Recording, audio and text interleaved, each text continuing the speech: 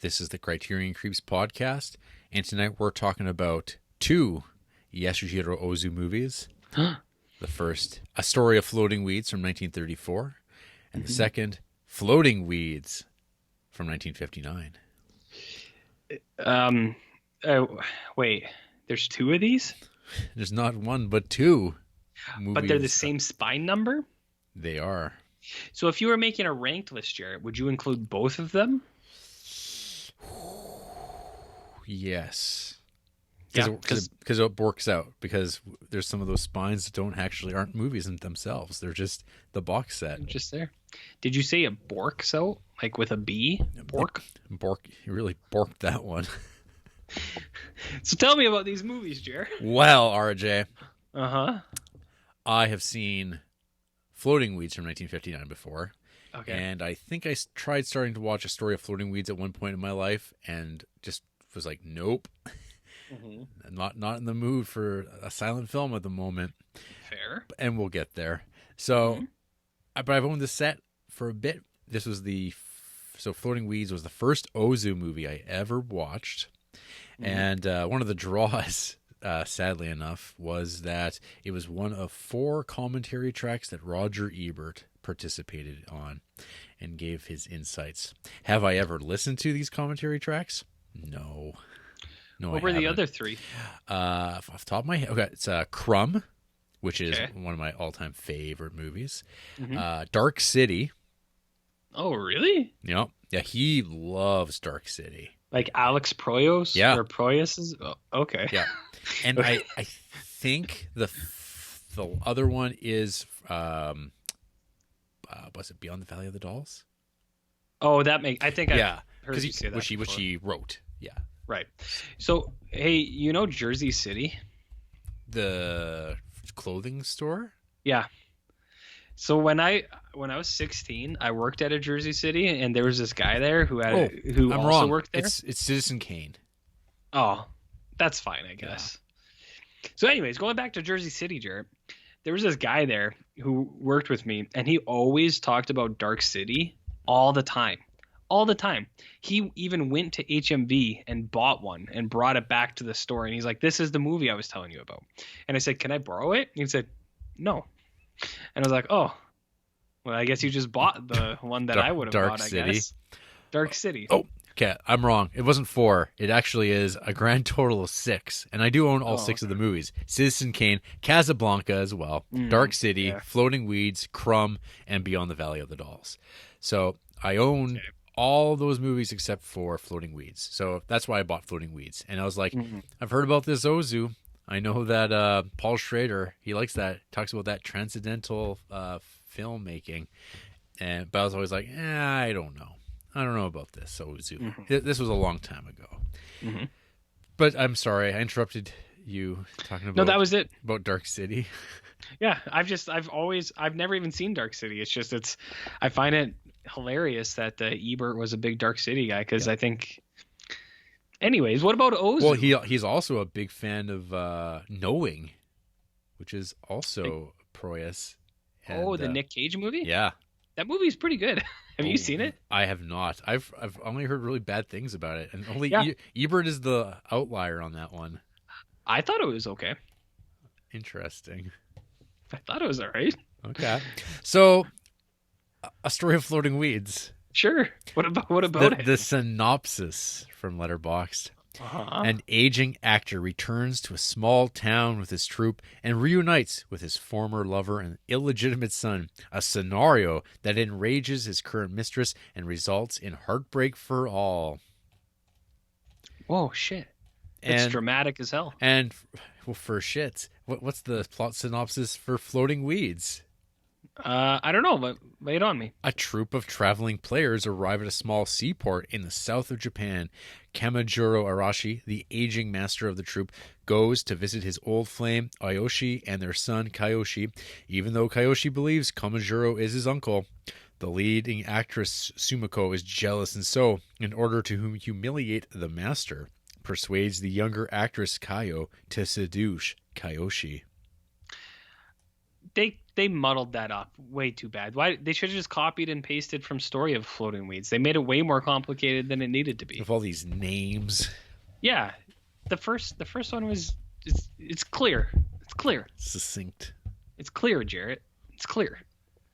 So, so first of all, I will just say that I much preferred 1959 Weeds to 1934 Weeds. Sure. And I'm going to say that I'm not in a silent movie mood at this point. Any reason, Jared? I don't know. Like, we were watching Testament of Dr. Mabuse last week. I mean, in that we were watching Dr. Mabuse, the Gambler. Uh-huh. And there's something about that canned silent film music that is all the craze on these DVDs, where they give you multiple options for silent film music. And it's always this, like, I don't know. It seems like it has nothing to do with the movie. Right. It's like, hey, let's just keep this on so it's easier to watch if there's like a musical accompaniment, which is true. Watching things in total silence and there's no audio track of any sort could make the time go by that much slower. Like if somebody ever wants to try have just like watching YouTube videos with the sound off and see how long you last. It would be pretty bad, especially when it's like clearly people are talking. You have the intertitles. Which just seems like such it's an artifact of a different time where you don't have the natural rhythms of speech happening. And I don't know. I mean, I'm not against silent film. I love a lot of silent films, but I don't know. I think I found A Story of Floating Weeds very slow as a result of that. And like in Floating Weeds, it just seems so much more activated. Just like on that initial level of like watchability. Like Floating Weeds is 2 hours long. Story of Floating Weeds is an hour and a half. And I thought Story of Floating Weeds is really long in comparison, even though it should be shorter. And I think part of that was the languid pace. And I mean, I recall that Ozu really hung on to silent film longer than necessary because he was not confident in what sound brought to movies, that he was like he was focused on like the visual, and he thought there would be a compromise there. It was kind of a formal decision that eventually obviously he caved in on. And then you start getting sound, you start getting color, which I mean, in Ozu movies, I mean, there is like a lot to be said in just like black and white, how great his stuff looks. Like Tokyo Story looks amazing, but like color is just like that added level. And when he starts like really photographing stuff, like this movie looks so amazing. And that is like probably the highest recommendation for Floating Weeds, is just purely on a visual level. That movie looks incredible. And so Story of Floating Weeds, it's he's starting to actually, and I've seen only a few Ozu silent films.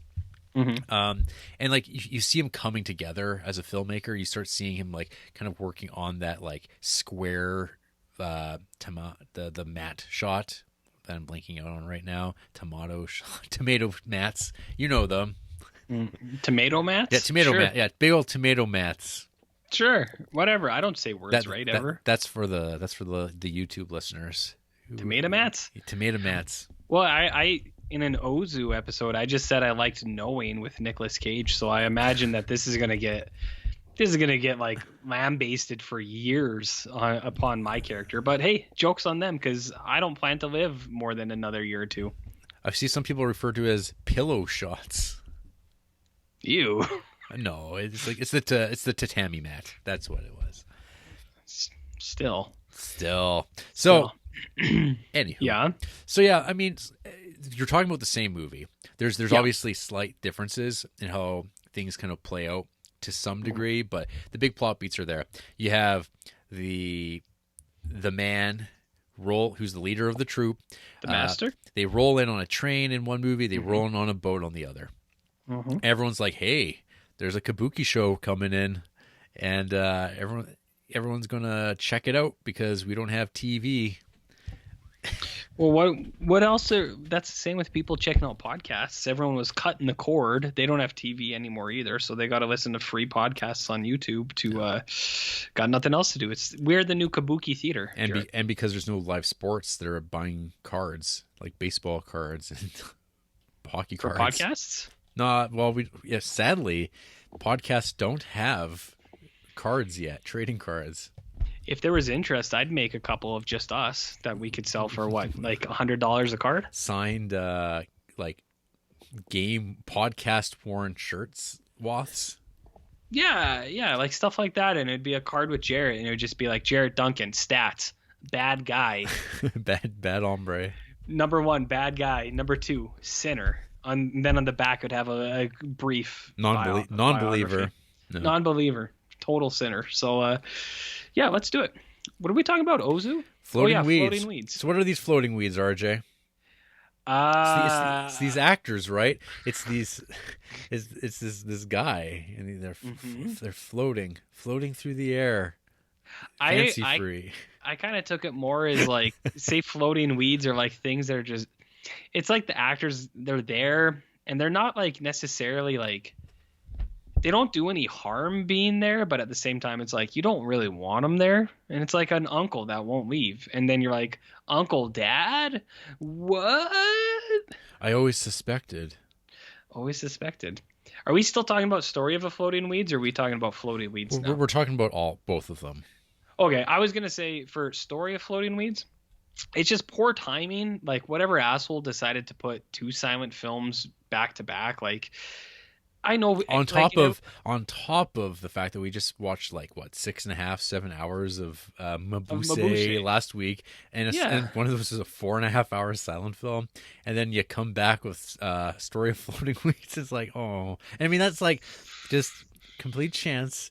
And you watch Story of Floating Weeds, and I don't know, it's hard to be like, well, the next one's like a remake by the same guy. And we laughed about how last week we're like, oh, usually when directors go back and remake their movies, they're not very good the next time. Vanishing style. Mm-hmm. Well, Vanishing and funny games, both of those are bad, so whatever. But no, yeah, exactly. Like, it's bad timing for us. And I know people are always on our grills about talking about how not liking silent films and or not liking silent films, talking down about silent films. Even though Passion of Joan of Arc is our one of our all-time bangers. It's both of our number one, so it's like we very clearly like silent films. It's just sometimes when you watch over like silent film after silent film and they're like 4.5 hours, you're like, oof.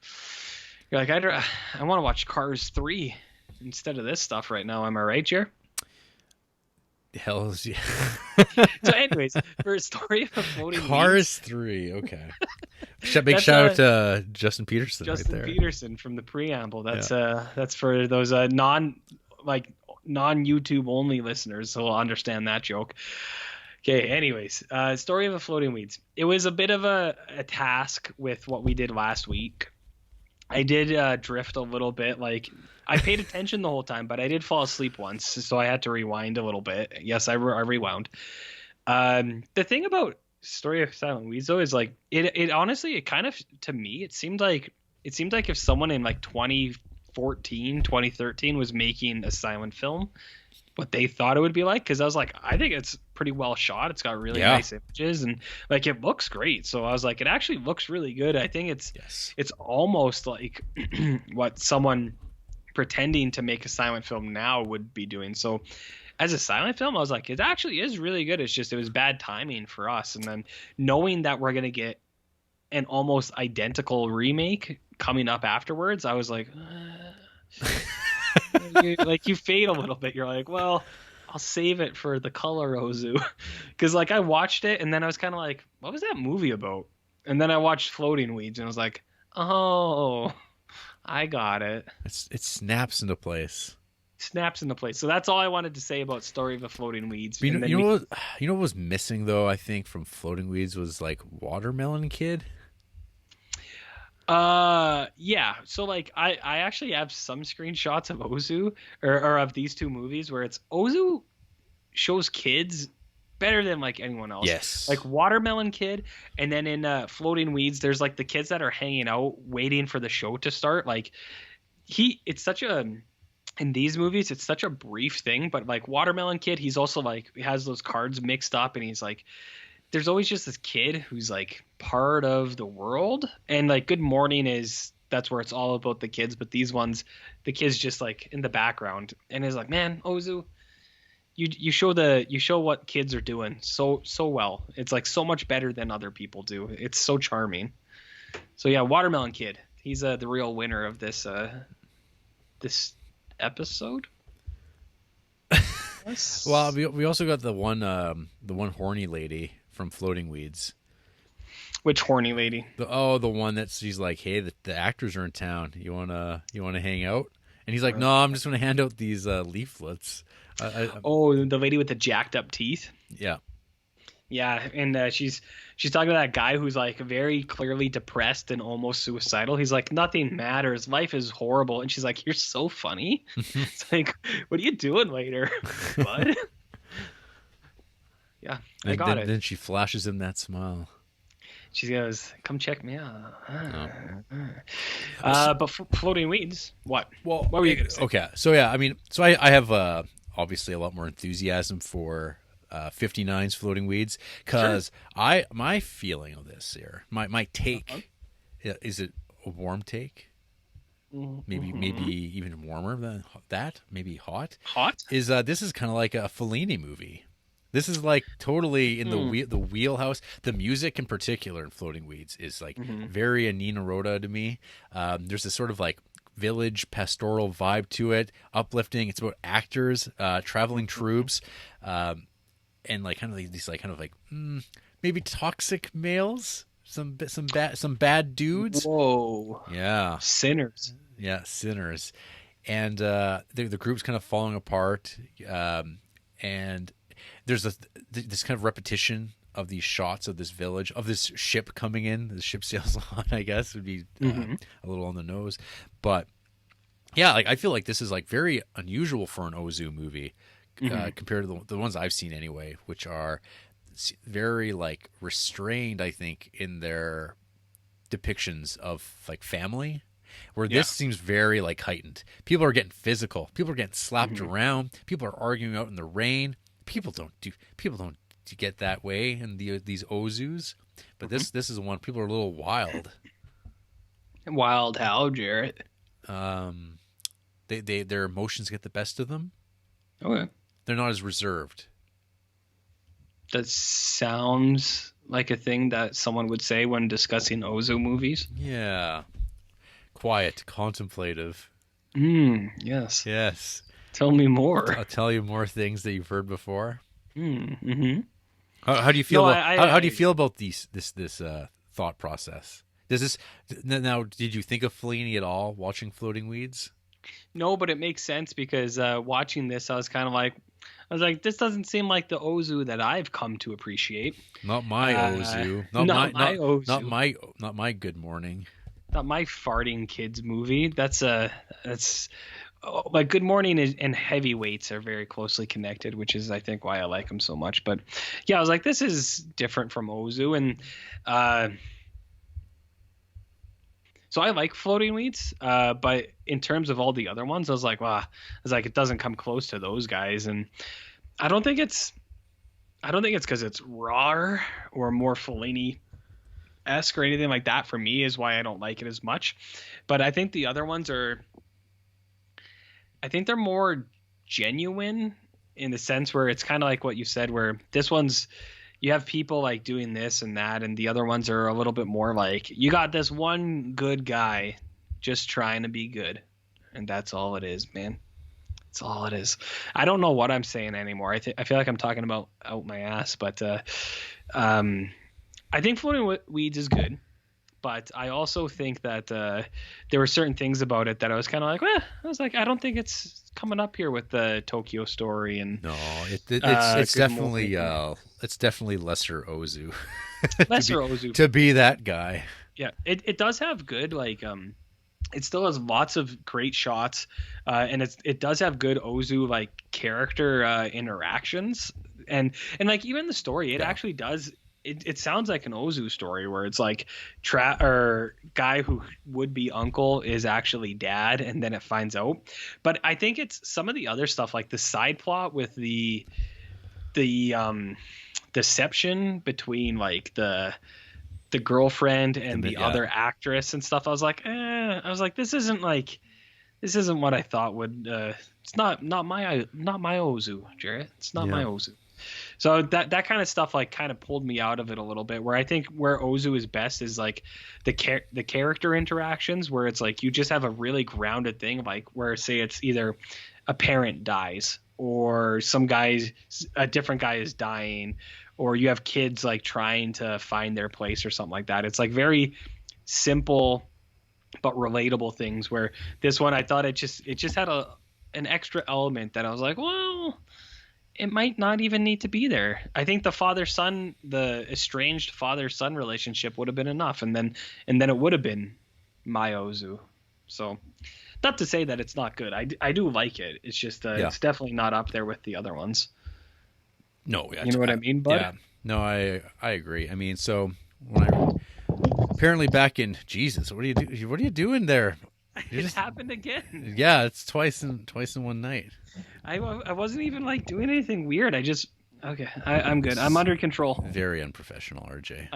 I've never claimed to be professional. What's very professional though is rating movies with stars. And when I watched Floating Weeds, June of 2015, so actually weirdly enough, almost exactly 5 years ago.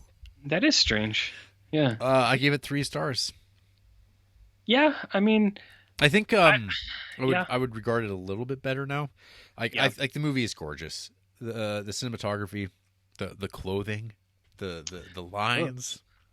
I love how characters like I love the tatami shots. I love how people look directly at the camera when they're conversing. I love all those beats. I love the feeling of watching his movies. I just think that this one, plot wise, it's so busy. Like it feels so exactly. It doesn't like, it's not like what I like you're saying about what he does, like which are like almost like non-stories. This is kind of like, well, this is a story about like, well, this is my son, but he was raised as where I'm just his uncle, and I'm not really there because I'm an actor who's just floating like a weed, and these actors just tumble through by boat.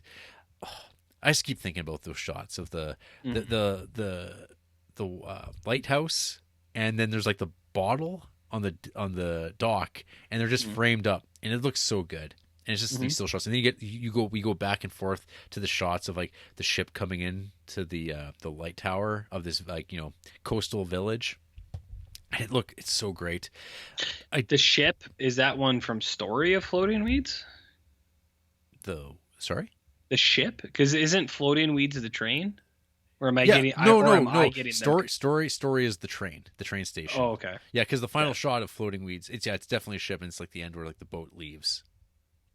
Okay, I think I'm confused. They end with the same shot as well, right? Where it's like the last thing is just like watching the train or boat leave, and then it kind of I thought for some reason the train was Floating Weeds because like the master goes to the station, or is it a boat depot?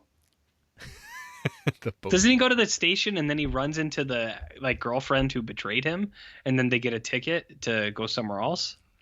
And then she's like serving him sake and stuff. Isn't that? I mean, it is the same movie. Yes. I thought it was. I thought it was a train for both of these movies. Am I nuts? Is this the same thing as the fucking double actress thing that happened to me before? Am I losing it again? You could be. Oh, okay. Well, what? Someone will comment. I'm sure it's like 3 women. It's a dream, dude. Okay, no, keep going. Yeah, talk about the boats and the trains because I'm sure someone will comment and correct me. I don't have that much to say about it other than like the shots are amazing throughout this whole movie. I love his. talking about John Ford and horizon lines.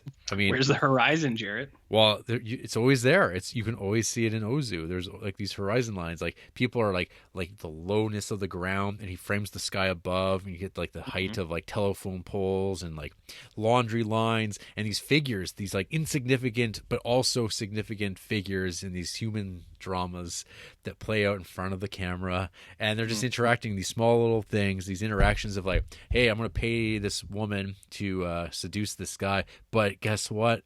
They fall in love no matter what.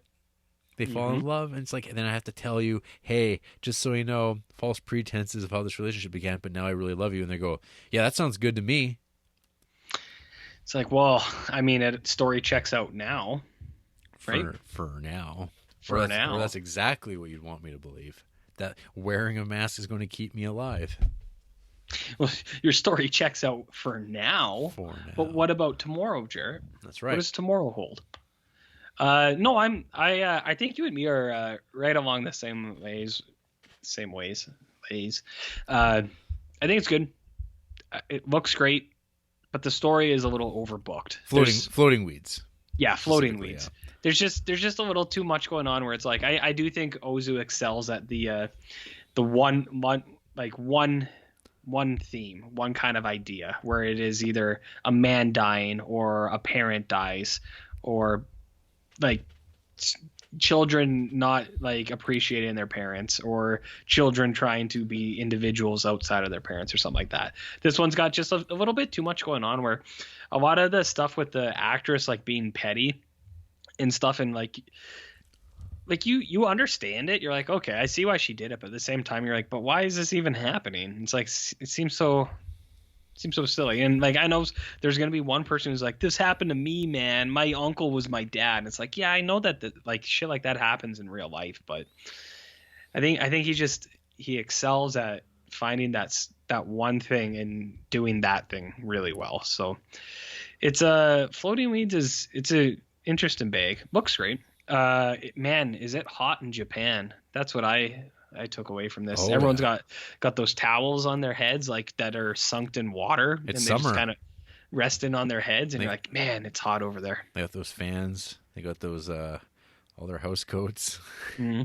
Some of the shots I really like too is the house coats or it's just like people just kind of sitting around. It's like too hot to do anything. They're like, man, is it hot? So they're sitting around waiting. Well, there's a thing where people always go like, oh, it's getting cooler outside. Mm-hmm.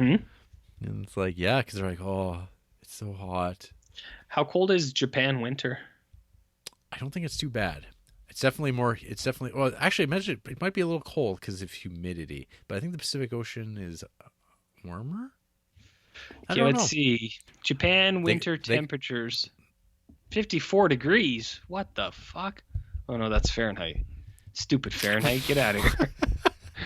That's like 12 degrees Celsius. I was gonna RJ. say, man, summer must be super hot. Yeah, 12 degrees. It's not bad for. In January it says around 10. It's pretty nice. That's a pretty mild winter. I can see why they wanted winter more than summer.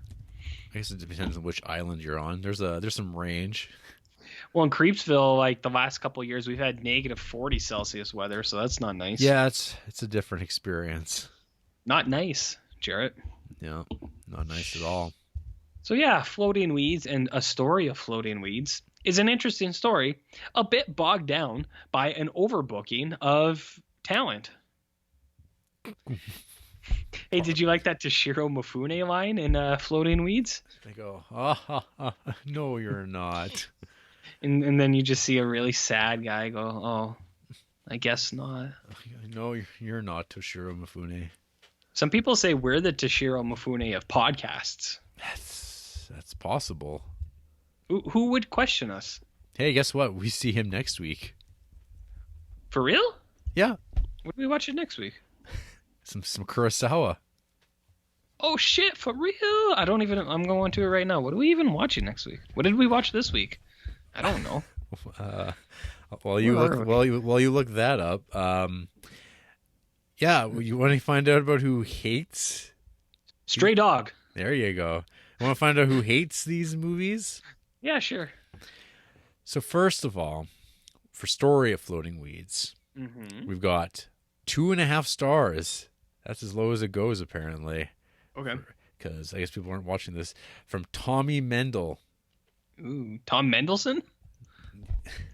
This was one of the more lyrical, meditative, silent movies I've seen, thanks to those beautiful scene-setting shots of overhead lights, tea kettles, and hanging laundry. That was a wonderful touch. But A Story of Floating Weeds doesn't get too many more points from me.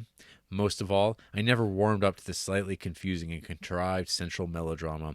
What's more, despite the presence of a fun ensemble, I didn't pick up a lot of vibrancy from the side characters, and I didn't think the movie was very successful at world building overall. World building, RJ. World building, come on. Bud. It ultimately felt to me like the whole thing took place in 2 different houses in a village that no one lived in. I think a beating heart was missing here that could have morphed this into a pensive little slice of life. Instead, I think it comes across as more of a stilted parable. A what? A stilted parable? Like Bridges of Madison County? Not unlike. So this person actually doesn't have like a ton of ratings. I think they do the review rating like out of 100. So they don't actually have a ton of star ratings. But one of their favorite films is Portrait of a Lady on Fire. And I'm sorry, Frank Santoro. I already dislike that movie now. Just because of this. Just because of this stuff. Look how it ruined me, Jarrett. Bartman. Nice. Do the Bartman? People are still doing the Bartman, Jarrett. Somewhere. Bartman, 2.5 stars. Mm-hmm. A traveling theater descends upon a small town. Do they kill them? The head of the theater takes time out to visit his former wife and his son, who believes his father was a civil servant who died before he was born. When his current mistress finds out, she plots revenge. Ozu's Story of Floating Weeds is a film that pleasantly ambles along with a bit of comedy and a bit of drama, but rarely ever kicks or bites. It's also a very patriarchal film.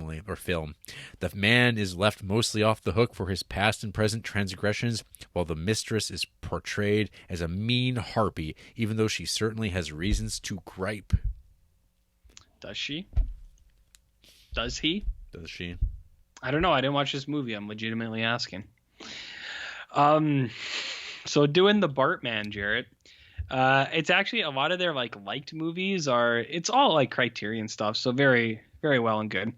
Some 1.5 star films include Upstream Color, 10 to Midnight with Charles Bronson, The Mechanic with Charles Bronson, also 1.5 star apparently, The Ritual, 1.5 star. Very strange. Here's their favorite films: Winter Light, Late Spring, Black Narcissus, and Distant Voices Still Lives, whatever that may be. So lots of just lots of Criterion stuff. 5 stars, Portrait of a Lady on Fire. Damn. That movie might be 5 stars. It might be my favorite movie, but no. Not having it. RJ. I haven't even seen it. You have to. In 12 years. Yeah, exactly. Yeah. Well, if we watch all the John Cassavetes movies in one day, we'll be caught up. No time. Up to Spy in 1,000? Watch Berlin Alexanderplatz in 1 week, all 15 hours. Watch all 16 Godzilla movies. We could, but we won't. Yeah, we'll see. And then so hopping over to Floating Weeds, we have a 0.5 star review from one J.P. Suska. Okay. This was the worst movie I've ever seen. It makes Jess Franco movies look like Christopher Nolan movies. Gotcha. What? This is for the Criterion Creeps, who read bad reviews of the Criterion movie they are currently talking about. I live in Calgary, and have only been to Creepsville once, and ended up losing my shoes there and my car. Went to the comic book store there, asked for Jarrett, purchased a single Anne Hathaway Dark Knight Rises pin for posterity. Jarrett, I was at the Globe screening of Suspiria, and in front of me was this guy who was nattering on about Jess Franco. Alas, I was too shy. RJ as a fellow Hungarian who carries a Hungarian passport. First dictatorship in the European Union. Hooray, I guess. I am filled with Hungarian pride every time you mispronounce a Hungarian word. I don't think I've ever mispronounced a Hungarian word. Ozu ever. Rocks. Jean-Paul Suska. Well, I mean, they figured it out, Jarrett. They figured out how to get to us. Suka? Well, I just mean people in general. They figured it out. I would be interested to hear more about JP Suska, which is Hungarian pronunciation, 100%. 100%. And I'd want to know if they are, in fact, right near Creepsville, because maybe we'll do a huge meetup one day. Frank Solano will come. Oliver Granger will fly over. It's not very far from him, like a half hour or some flight for him. Jay Peterson, all the boys. Sam Sanchez, he'll come up for a rip, too. They're all going to be here, boys and girls, because we have female listeners, too, Jarrett. And we'll do a little meetup. I find their review interesting, and I hope they didn't see you in real life, because it's something you don't come back from. Something you don't come back from. Chris writes 1 star. Pretty boring. Oh, Chris. It's not good to judge people on their appearance. However, let's look at their favorite films. Oh, come on. There we go. That's better. I mean, people can find Travel Dude Chris on their own if they choose to. Favorite films are what? All right, well, come on. Santan Tango, Decalogue, Workmeister Harmony, Showa. Get fucked, dude. Those aren't your favorite movies. Come on. Those are nobody's favorite movies. Just pick the longest movies in the world. I love these. Oh, yeah. I like to pretend. Jarrett. They are desperately looking for a Kara Garga invite. So, what's Kara Garga? Well, you better. Someone will let you know. I won't. I don't know what that is, and I'm not going to look it up, because then I will start getting targeted ads for weird porno stuff like you do. Oh, this person gave 1 star to Interview with a Vampire? Get out of here. 1 star to Princess Mononoke? 1 star to A Woman Under the Influence? What is this? Madness. Madness, Jarrett. About UJ. UJ Rosas. UJ Roses? Okay, yeah. 1.5 star. Look at that guy. I think is the most boring Ozu film. I think Ozu would say the same about him. I mean, it's like it's the same stuff all the time, you know. Barry Lyndon, New York, Buster Keaton movies, pretentious ass motherfuckers. Although those movies are good. 1/2 star to The Bank Dick. That's weird. 1/2 star to El Topo. Rambo Last Blood, 1/2 star? Come on. 1/2 star to Mommy. You know that hit Canadian movie from Xavier Dolan, Jared? Oh, yeah. You know that one. I know it. You know that one. 1/2 star to Cries and Whispers. 1/2 star to Inland Empire. That one's... No, it's not...